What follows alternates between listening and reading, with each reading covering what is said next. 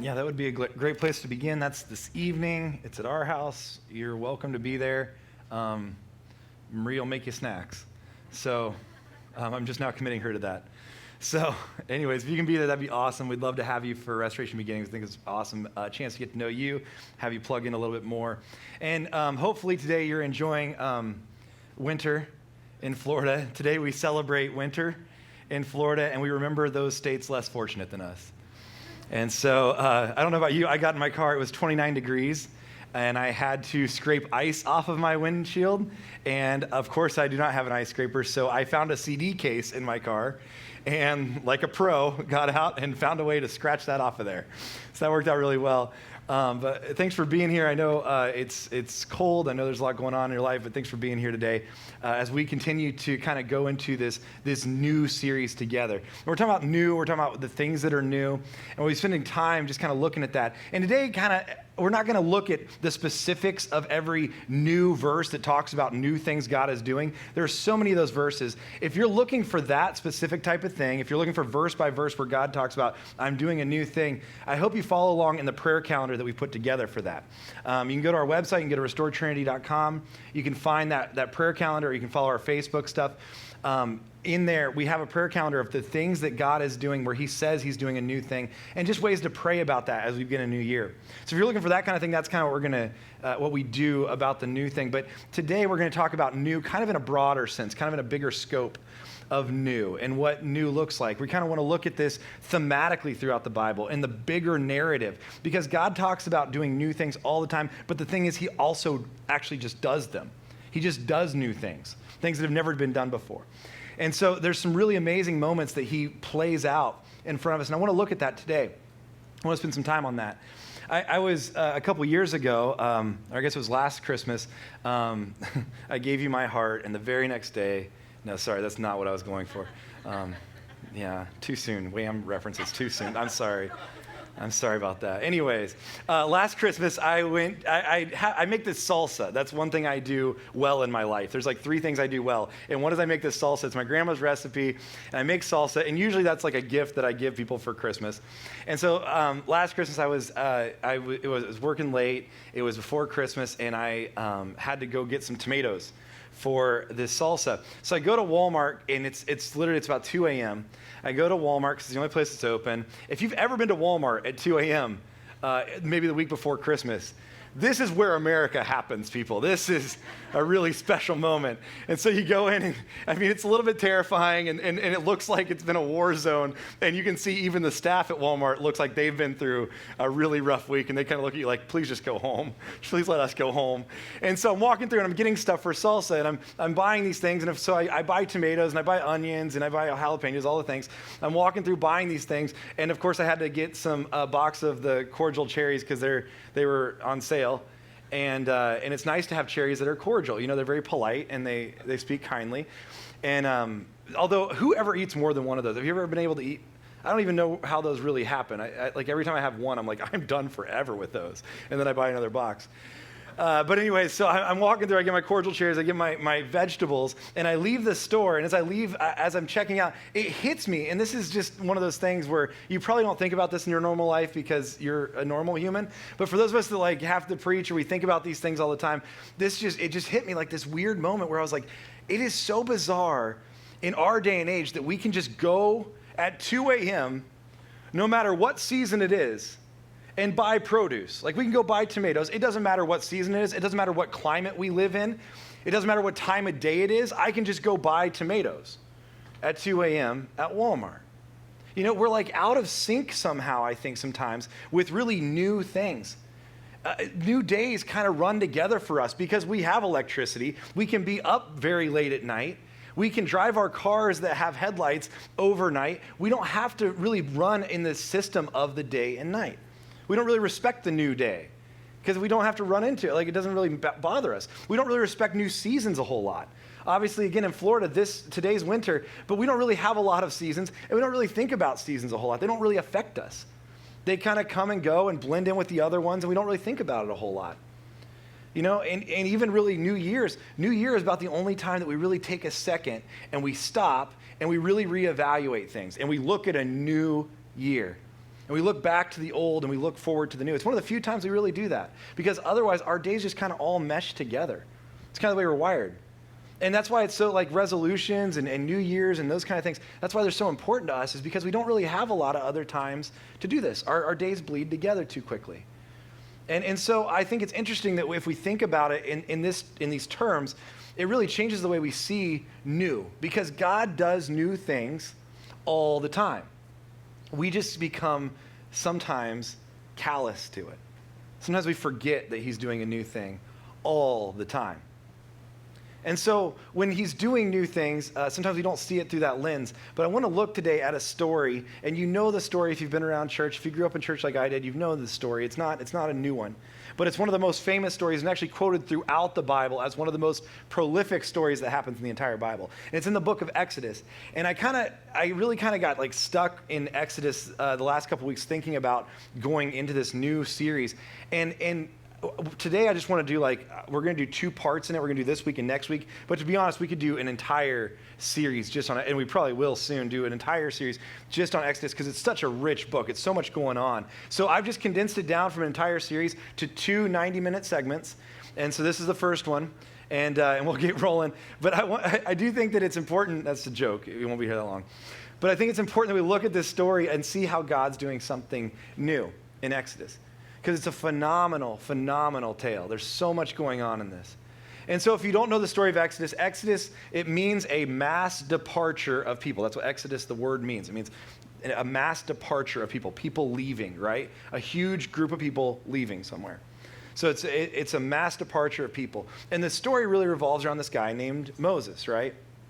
And so Moses is this stuttering shepherd who's out in a desert, and God comes to him in a burning bush. If you know this story at all, God comes to him in a burning bush, and he tells him that there have been these Israelites. These are God's chosen people who have been in slavery for 430 years.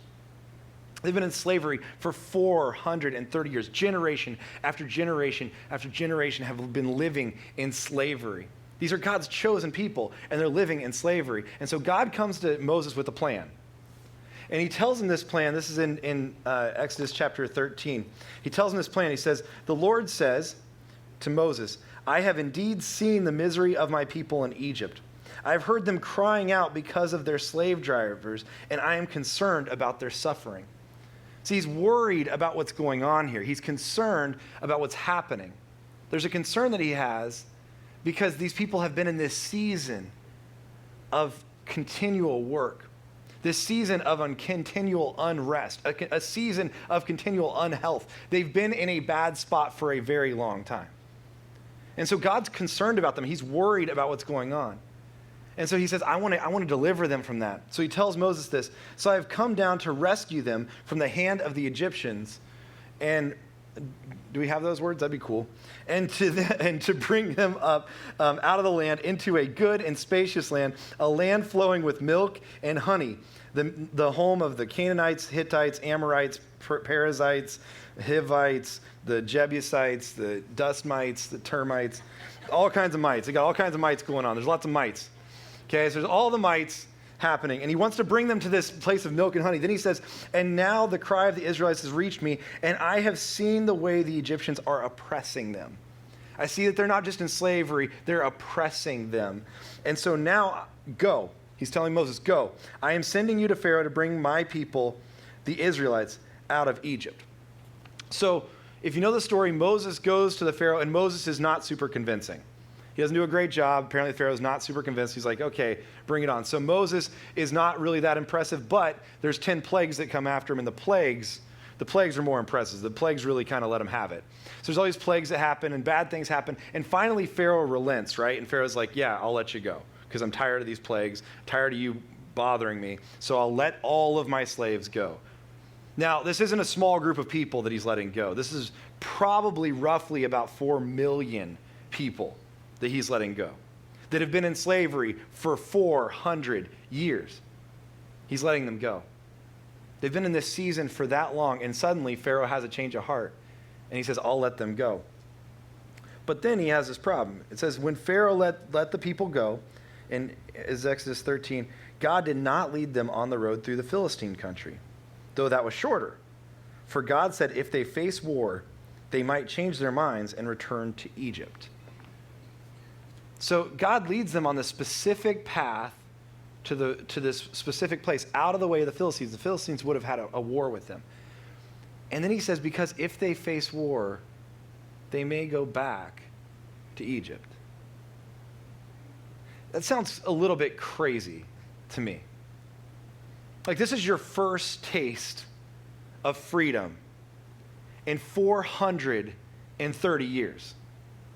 Like, we see this in the eyes of like a Mel Gibson type of thing, right? Where it's like, they may take our lives, but they'll never take our freedom. And we would be out of there. We would fight till our death to get our freedom, and we would be out of there. He's saying, no. They just have barely been free for a few minutes here, and already they would be willing to go back into slavery, into oppression, into the unrest and the unhealth of their lives. They would be willing to go back to that. They would go back to what they had already left, which is concerning, right? We think we wouldn't do that a lot of times. We're like, no, we'd get out of there. We'd make that happen. But so many of us, I think so often, if we're honest with ourselves, we go back to the things that we're used to. We go back to the patterns that we've had. We go back to the season that we were in. We try to get away from it, but the truth is, whether it's a family system that you grew up in, and maybe there was unhealth in that family system, maybe there was something that hurt you deeply in that family system. There's times where we try to get away from it, but let's face it, if trouble came up, if something hard happened, we would go right back to what we were used to. We would perpetuate the problems we saw. Maybe there are things that you grew up with that you think, I would get away from that. I'm nothing like that, but you see yourself becoming just like what you thought you left behind. Right? There's moments in us that we think we've done this. There's things professionally. We think we've made the right choice, or we've done something that's a different decision in business. We've made our own choice. We've made our own path. And we start to see maybe greed that we've seen before start to creep back in. Maybe there's things in your own family life where you've perpetuated that problem. Maybe there's things in your own spiritual life where you've had something that you just cannot seem to get past. And you keep falling back into what you were before. And God's concerned about this. He's worried about this because they're going to go right back to what they were. They're going to go right back to Egypt. And so he sends them to this specific place. He sends them around the Philistines to a specific place. And you know the place if you know the story. He says, so God led the people around by the desert road toward the Red Sea. The Israelites went up out of Egypt ready for battle. So he gets them to the Red Sea. Because here's the truth, is that he's not worried about getting them out of Egypt. He's worried about getting Egypt out of them. That's the way we live our lives. God's not worried about leading us into freedom. He can do that anytime. He's worried about the things that have been inside of us for too long, getting those out of us. And so he leads them to this place, and he gets them to the Red Sea. If you know the story, this is where it all kind of falls apart right here, okay? So they get to the Red Sea. They're standing up against it. And suddenly, Moses looks, and this is in chapter 14. This is the next piece here. It says, when the king of Egypt was told that the people had fled, this is Pharaoh, Pharaoh and his officials changed their minds about them and said, what have we done? We have let the Israelites go and have lost their services. I don't know how this guy got to be king, to be honest. He's not the brightest kid. Like, oh, wait a second. I just remember, like, those are all the people who do all the work around here. Shoot, I don't want to do work. Let's see if we can get them back. And so Pharaoh changes his mind, and he starts to chase them, right? So he had his chariot made ready and took his army with him. In the words of Sherlock, the game is on right now. This is where the chase happens, and it starts to get very intense, okay? So Pharaoh realizes, I probably shouldn't have done that. And so he starts to chase down the Israelites. He himself even gets in a chariot, and they start to chase down the Israelites. He took along 600 of his best chariots, along with all the other chariots of Egypt, and with officers all over all of them. Then the Lord hardened the heart of Pharaoh, the king of Egypt, so that he pursued the Israelites who were marching out boldly. The Egyptians, all Pharaoh's horses and chariots and horsemen and troops, pursued the Israelites, and they actually overtook them as they camped by the sea near Pi Hahiroth, is how you would say that, opposite Baal Zephon. So he actually overtakes them. He catches up and overtakes them. As Pharaoh approached the Israelites, they looked up, and there were Egyptians marching after them. They were terrified and cried out to the Lord. And then they said this to Moses. They said to Moses, "Was it because there were no graves in Egypt that you brought us to the desert to die? What have you done to us by bringing us out of Egypt? Didn't we say to you in Egypt, 'Leave us alone. Let us serve the Egyptians'? It would have been better for us to serve the Egyptians than to die in the desert." And this is where every single one of us live the majority of our lives, I think. There's something new. There's something better. There's something we've been called into just right ahead of us. And at that moment, we usually choose to look over our shoulder. We start to have that moment where we look back. We look for what's comfortable. And suddenly we start to wonder. We have these mixed emotions. We have the good times, we have the bad times all at the same time going on in our heads. And it turns into this Ross and Rachel situation where we can't make a commitment. And we're not sure which way we're going to go. We don't know what we're supposed to do. And we start to think about what's comfortable for us. We start to think about where the comfort level was for us. We start to look back at what was comfortable. We do this all the time. It happens in relationships all the time, right? You think you're out of something, you know you're not supposed to be in something, you know something new, and there's something else out there for you. This is when people are dating, you see it all the time. They're looking for this other, they see that they're not in the right situation, they've been in the wrong spot, and then they start to leave, and then they start to go, well, it was really comfortable. I don't know. They don't have the resolve of the Taylor Swifts. They don't say, we are never, ever, ever getting back together, right? We are never, ever, ever getting back together. They don't have that resolve, and suddenly we slide back into what we were doing before. We look for what's comfortable. That's why it's called comfort food, is because we try to make resolutions. We try to eat better or do something better. We know what's better. We know what's new. We know what's better for us, and we see it just in front of us. We can't quite get there because we're looking for what's comfortable, right? And we slide back into what we've always done. That's what happens with most resolutions. We slide back to what's comfortable.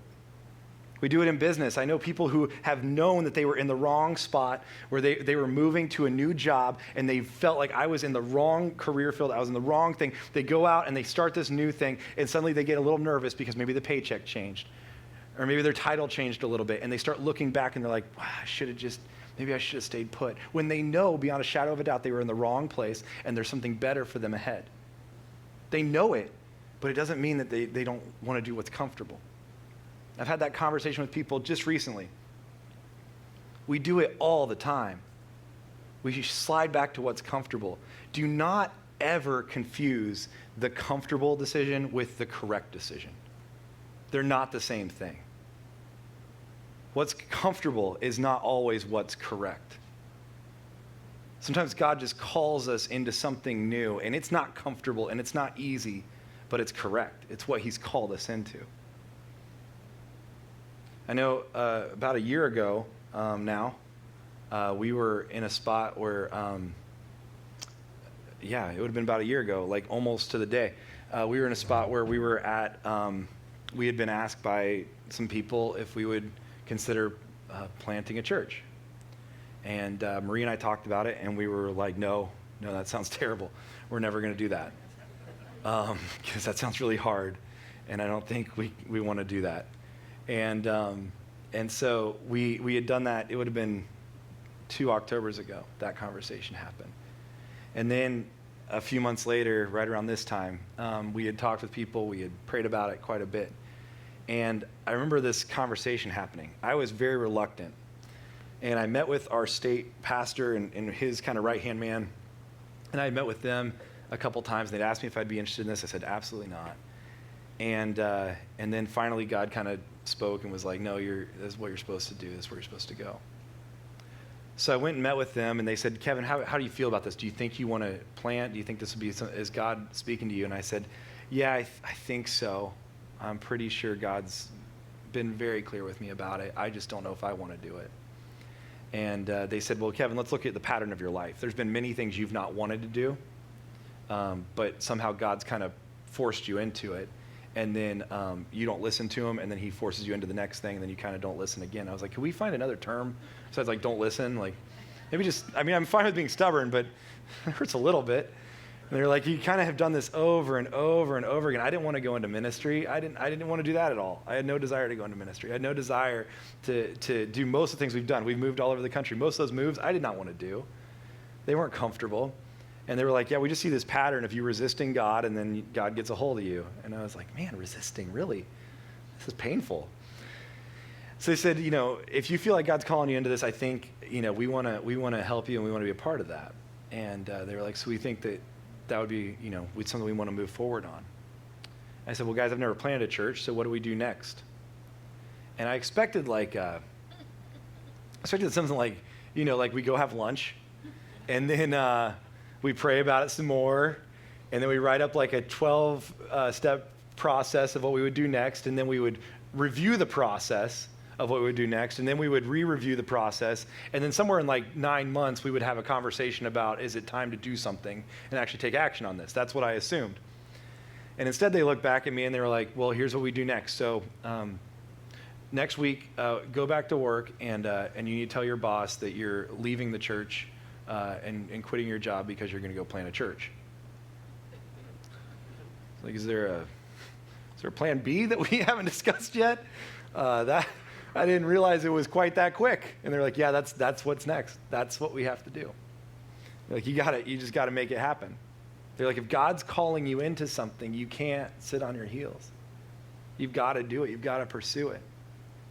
And I remember the next week thinking, like, this is the dumbest thing I've ever done. And having this conversation. But it's not the comfortable decision. It was the correct decision. It was what God was calling us into. Callings aren't comfortable. New isn't comfortable. But it's what God's called us into. And he calls these Israelites out of this place that they've been for over 400 years in a pattern that they've been in that's terrible. And for some reason, they're reluctant to go into freedom. They're reluctant to go out on their own. They're reluctant to follow the call of God because they want to be comfortable in their old life. And the miracle that happens after this. The people, they get mad at Moses, and they call out at Moses, and they're like, Moses, what's your problem? You shouldn't have brought us out here. And then God speaks to Moses, and it says, then Moses stretched out his hand over the sea, and all that night the Lord drove the sea back with a strong east wind and turned it into dry land. The waters were divided. He made this way for them through this sea. He opens up the waters, and they walk through. It actually says all through the night. See, this wasn't like a quick miracle. This wasn't like God quickly parts the seas, and they run really fast, and then he splashes them back down. That's not how this worked. You're talking about 4 million people. They're walking about 9 miles through this dry land, under a sea that would be about 300 feet deep that's being held off to the sides. This is not a small miracle. This is not a small provision by God. He throws wide the seas, and he's like, go for it. 4 million people walk through on dry land for 9 miles. This isn't a quick miracle. This isn't a fast process. It takes them all night. Actually, we see it later. It says, and the Israelites went through the sea on dry ground with a wall of water on their right and on their left. The Egyptians pursued them, all Pharaoh's horses and chariots, and horsemen followed them into the sea. And during the last watch of the night, it took them that long. During the last watch of the night, the Lord looked down from the pillar of fire and the cloud at the Egyptian army and threw it into confusion. Now, this is actually considered Israel's baptism. Paul writes about this later in 1 Corinthians 10. He talks about that this is when Israel was baptized, because this is when they passed through the waters. And we know when we talk about baptism, we're talking about God taking us and taking us from old life to new life. See, he's providing a new life for them by walking through the sea with them. He holds them in, and it says that he looks down from this pillar of fire. Then he jammed the wheels of the chariots so that they had a difficulty driving. The Egyptians said, let's get away from the Israelites. The Lord is fighting for them against Egypt. Then the Lord said to Moses, stretch out your hand over the sea so that the waters may flow back over the Egyptians and their chariots and their horsemen. Moses stretched out his hand over the sea, and at daybreak, all the way through the night, we're now at daybreak, the sea went back to its place. The Egyptians were fleeing toward it, and the Lord swept them into the sea.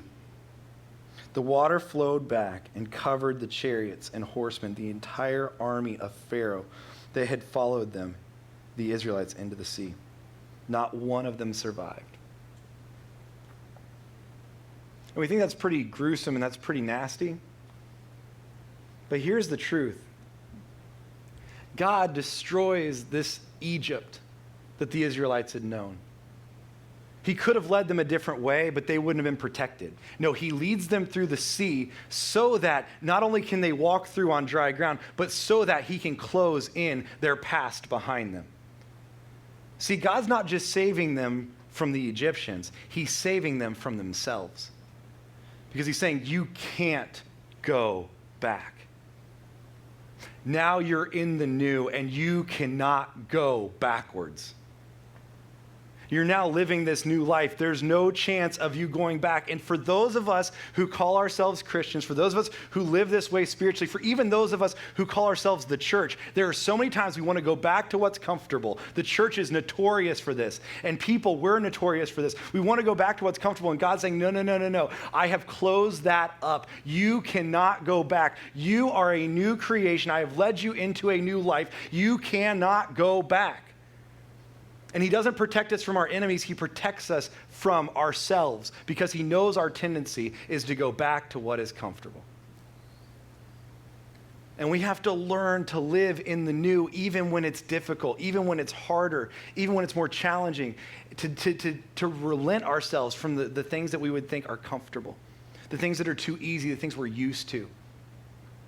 And maybe in your life, there are things that you've held on to for too long, the things you keep sliding back into just a little bit. Just a little bit. It's just easy to go back to them because they're comfortable. Easy to go back to them because they're easy. They may be relationships. They may be people in your life. It may be family patterns. It may be your own health. It may be your own patterns of life. All of those things, God's saying, no. I'm going to make them new, and you're not going to go back to them. I'm protecting you from yourself. For those of us that are trying to live a new life in Jesus, it's a new life every single day. We can't go back to who we were. We don't go back to what we were.